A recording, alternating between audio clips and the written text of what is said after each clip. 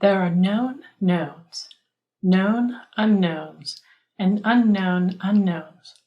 But there are also unknown knowns. The ancient and esoteric order of the jackalope is devoted to unearthing and sharing this knowledge in podcast form. Each episode, we take some piece of miscellaneous esoterica that has slipped through the cracks of common knowledge and share it to you in an easily digestible format. No topic is off limits, except for the obvious. You Are Who You Eat, presented by Number 7. I was chatting with Number 13 about dishes named for famous people. You already know of Caesar salad and beef Wellington, and I thought I'd share with you a few others that are somewhat obscure. Some of these are as new to me as they are to you. I'm going to talk about them as if I was hosting a dinner party where the theme is dishes named for famous people. This was a fun challenge. Let's start off with some drinks. First, let's enjoy an Arnold Palmer, a mix of 3 parts unsweetened iced tea to 1 part lemonade. It's named for a professional golfer, Arnold Palmer, who may have invented the combination and certainly ordered it a lot. The name spread after a woman in Palm Springs heard him ordering one and told the bartender, "I'll have that Arnold Palmer drink too." The drink became so widespread that when Palmer visited the country club in his hometown of Latrobe, PA, the staff would serve him one without prompting because Mr. Palmer should never have to order the drink named after him. Or, if you're in the mood for some booze, you could have a Tim Daly by mixing an Arnold Palmer with vodka and triple sec. That's Tim Daly, the professional golfer, by the way, not the actor from Wings. Or how about a David Bowie? The singer himself invented the drink, which is made from bourbon and chocolate liqueur, shaken with ice and garnished with an orange slice. Too young for alcohol? How about having a Shirley Temple?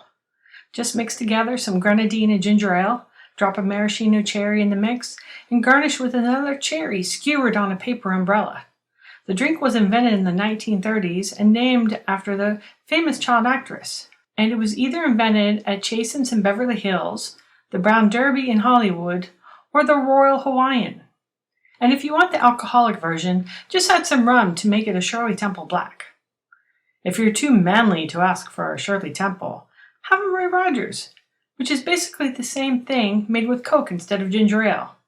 It's named after the famous cowboy actor and fast food restaurant magnate, who famously did not drink alcohol. Some people call it Darth Vader these days, but he's not a real person, so to heck with it. The first course is Oysters Rockefeller. This is comprised of fresh oysters, diced or whole, served on the half shell and topped with a mixture of prepared butter, parsley, breadcrumb, and Pernod, an anise-flavored liqueur. Sometimes there's spinach in the mixture. The oysters are broiled and then served on rock salt to keep them balanced, and because salt is very economical to use. The dish was created in 1899 at Antoine's in New Orleans. It was originally made with snails, but Antoine's owner, Jules Alcator, saw that the snails were becoming hard to find and less popular.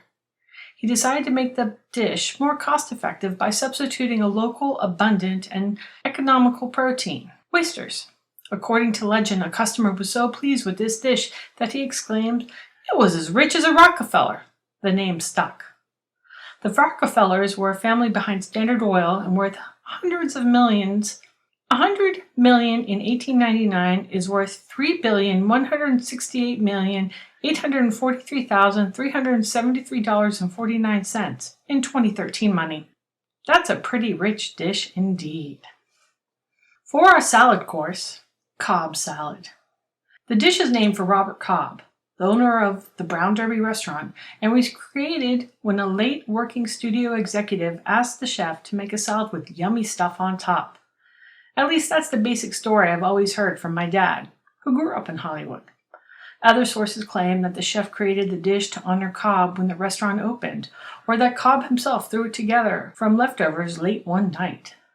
A Cobb salad is made up of mixed salad greens, which traditionally include watercress, and then topped with tomatoes, crisp bacon, roasted chicken breast, hard-boiled eggs, avocado, chives, Roquefort, and served with a red wine vinaigrette.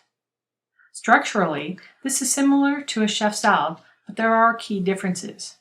You can use the same greens, but a chef salad includes other proteins, typically ham, chicken, or roast beef, plus bacon, tomato, hard-boiled eggs, cucumber, and shredded, cubed, or sliced cheddar or Swiss cheese. There is no traditional dressings for a chef salad, so most places use blue cheese or French dressing. It took me forever to find a soup, but I finally found one. Dubarry cream soup is named after Madame Dubarry, 1743 to 1793, who was Louis XV's favorite after the death of the Marquis du Pompadour in 1764. Dubarry had several dishes named after her, and they very often included cauliflower, which is said to be a reference to her elaborate powdered wigs. The soup is basically just a cauliflower cream soup. I have not found any original vegan dishes named after famous people. There are dishes in the episode that can be made vegan, but that's cheating. Salisbury steak has been an American staple for over a century. It was created by Dr. James Salisbury, a physician and chemist known for his advocacy of meat-centered diet to promote health. He believed humans were meant to eat meat, and that vegetables and starchy foods produce toxins in the digestive system, which are responsible for heart disease, tumors, mental illness, and tuberculosis. Salisbury sought to limit vegetables, fruits, starches, and fats to 1/3 of the diet. Salisbury's eponymous steak was invented in 1888 and made from fatty beef, minced and formed into a 1/2-inch thick patty, broiled, and then served with a mushroom or brown sauce. He suggested that people eat his steak 3 times a day and wash it down with hot water to cleanse the system. Many people just think that Salisbury steak is just a hamburger with gravy, but it actually has to meet very strict requirements. To meet USDA standards, Salisbury steak must have a minimum meat content of 65%. Up to 25% of that meat can be pork, or only 12% if the pork has been defatted. No more than 30% of Salisbury steak can be fat. For poultry, we've got chicken a la king. Believe it or not, it's actually named for someone. Kinda sorta. It's a dish of diced chicken in a cream sauce enriched with sherry, mushrooms, and vegetables. It is typically served over rice or egg noodles, though sometimes it is served in a vol au vent or puff pastry case. There are a number of people who claim to have lent their name to this dish. One option is that it was created in New York by Delmonico chef Charles Reinhofer in the 1880s, and named chicken a la Keene after Foxhaw Parker Keene, a wealthy tennis and polo player and horse breeder. Or maybe it was created at Claridge's Hotel in London in 1881, named for James R. Keene, a wealthy stockbroker and father of Foxhaw. Or maybe it was created by George Greenwald at the Brighton Beach in 1898 and named after E. Clark King II and his wife, the owners of the hotel. Then again, maybe it was created by William Bill King of Philadelphia's Bellevue Hotel in the 1890s. Several obituaries in early March 1915 credited King in creating the dish and naming it for himself. Or maybe it originated at the Waldorf Astoria in New York City in the early 20th century and not named after anyone in specific. The Brighton Beach story seems the most likely one to me. For fish, we got Sole Picasso, which was named after a 1940 painting by the artist Le Sole. No chef has ever claimed to create this dish. It has no set recipe, but it is based on sole meunière, a classic French dish where a skinned fillet is pan-fried in butter and served with butter, parsley, and lemon. Sole Picasso differs by removing the fish from the butter after it's cooked through, then adding canned exotic fruit with sliced banana, heating that through, and serving it on top of the cooked fish. I've also seen recipes that use pineapples, mangoes, and bananas sauteed together in the butter and finish with lemon and parsley. The more I think about this dish, the more I'm intrigued by it. The actual painting features a crab and roundfish, which is definitely not a sole, but the crab meat would be an excellent addition to this dish. The canned fruit version apparently surfaced in the early 1980s, when canned exotic fruits were considered sophisticated. I know of only one named starchy side, Palm Anna. It was created in the mid-19th century by chef Adolphe Duglier at the Café Anglais in Paris and named after Anna de Lyon, a patron of the café and one of the most famous courtesans of the Second Empire. She is said to have entertained an international coterie of princes and other dignitaries in a private salon above the dining room. 15 years ago, I was lucky enough to dine at renowned Philadelphia restaurant Le Bec Fin and sample their version of Palm Anna.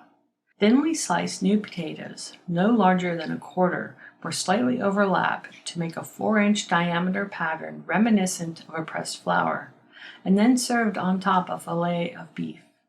It extended 2 inches over the fillet and played the delicious part of a hat in the ensemble that made up this dish.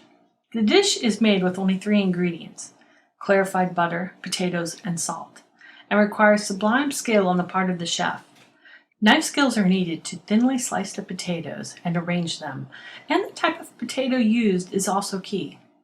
As for the salt, don't use iodized salt, unless you don't have any other option.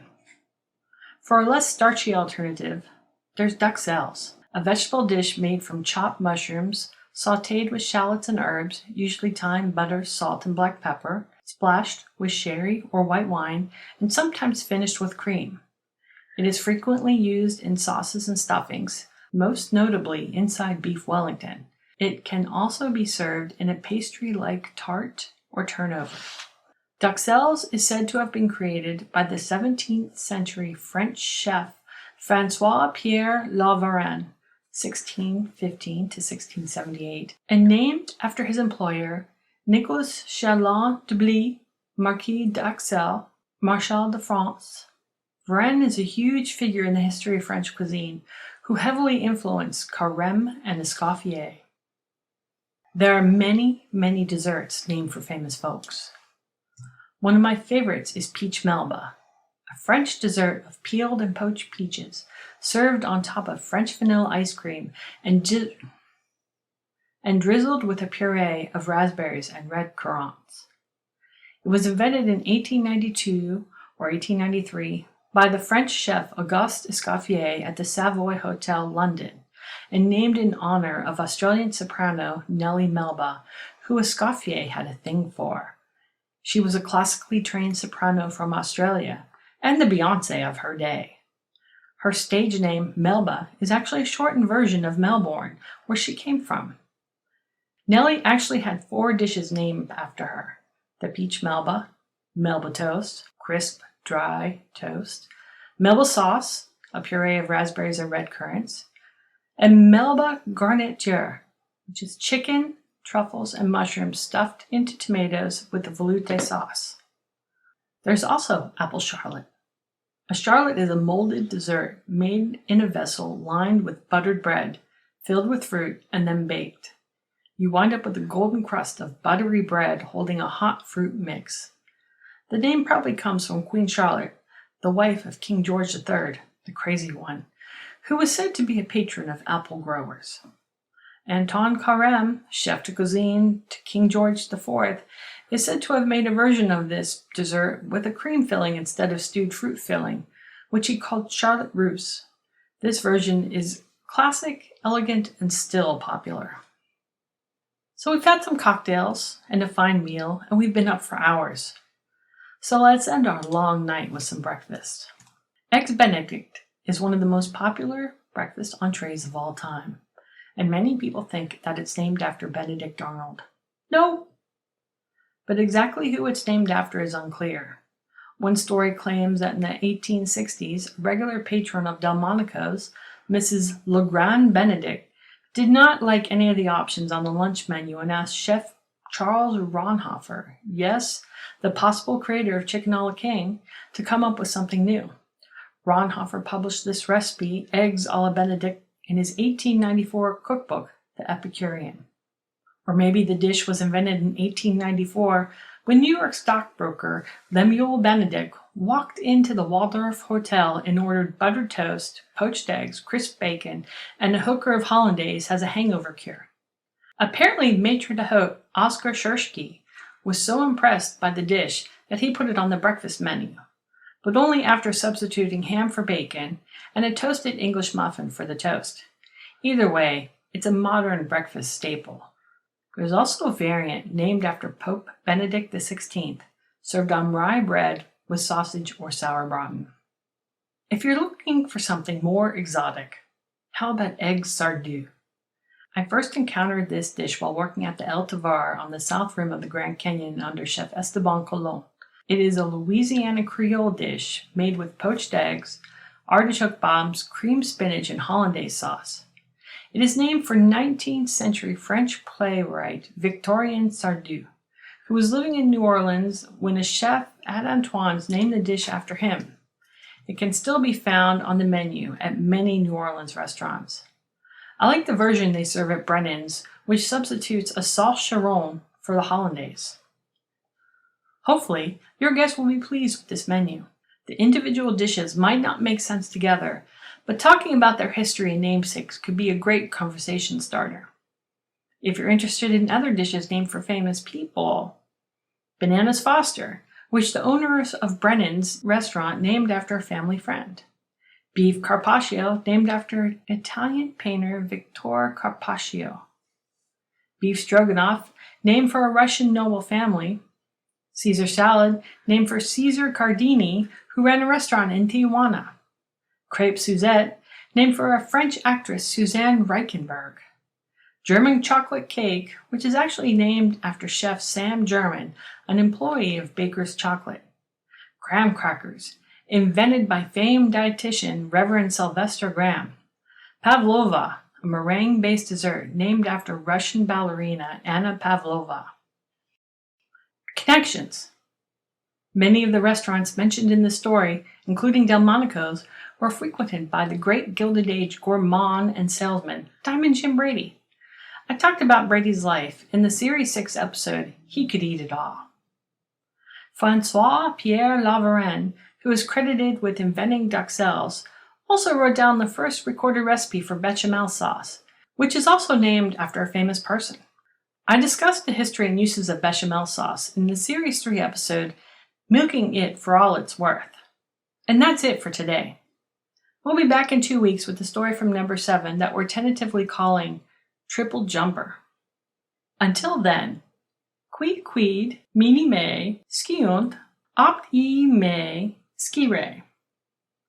This podcast was produced by Dorothy White for the Ancient and Esoteric Order of the Jackalope. It is released under a Creative Commons Attribution, Non-Commercial Share Alike 4.0 International License, all rights reserved, all wrongs reversed. The script of this episode, with sources, links, and more, can be found on our website at orderofthejackalope.com. That's orderofthejackalope.com with hyphens between the words. Keep up with our latest updates on social media at Order Jackalope on Twitter, Tumblr, Instagram, and Reddit, or contact us via email at jackalope@orderofthejackalope.com. Want to join the fastest growing secret society in the nation? We'll show you our hidden secrets if you show us yours first. Visit our website and click Join Us for more information.